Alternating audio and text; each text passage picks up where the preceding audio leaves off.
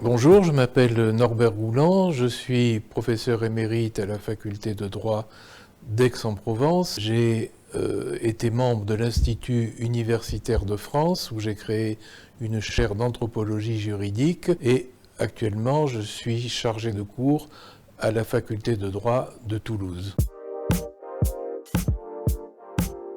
Je survolais le Groenland dans un avion à hélice, en fait j'allais à New York, et tout d'un coup j'ai vu le Groenland, et pour moi cette vision, avec les fjords, avec les icebergs, a été un coup de foudre. Je suis retourné dans des endroits que j'avais connus il y a 40 ans, j'ai posé la question aux Inuits, mais quand est-ce que se forme la banquise? On m'a dit, mais non, maintenant elle ne se forme plus.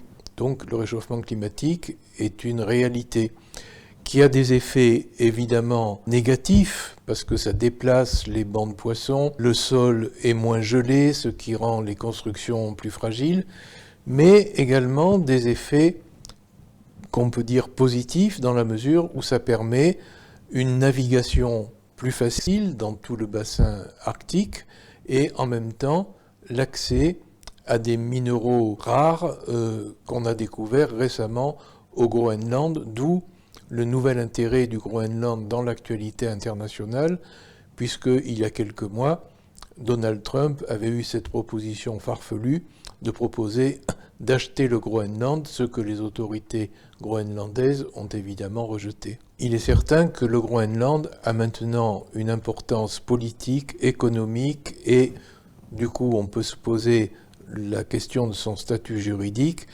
une importance qu'il n'avait pas avant. Alors pourquoi? Eh bien parce qu'il y a quelques années, on a découvert de très grosses réserves d'uranium et également des réserves de ce qu'on appelle les terres rares. Ce sont des matériaux qui composent nos iPhones, nos équipements électroniques. La Chine, à l'heure actuelle, a le quasi-monopole de ces terres rares. Et elle veut être très présente au Groenland et elle y réussit. Alors d'où la question de son statut. Pendant longtemps, le Groenland, depuis le XVIIIe siècle, a été une colonie danoise. Ensuite, il est devenu un territoire avec de plus en plus d'autonomie. Or, maintenant qu'on a découvert des perspectives d'enrichissement, évidemment, le Groenland veut accéder à l'indépendance au cours de ces prochaines années. Qu'est-ce qu'il en sera? Là encore, tout dépend des conditions d'exploitation, parce que forcément, ça risque de déstabiliser la société groenlandaise.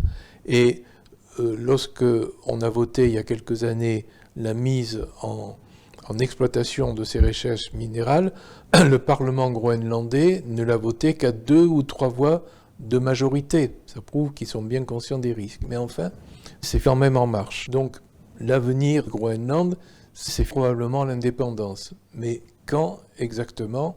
Pour le moment, nous n'en savons rien.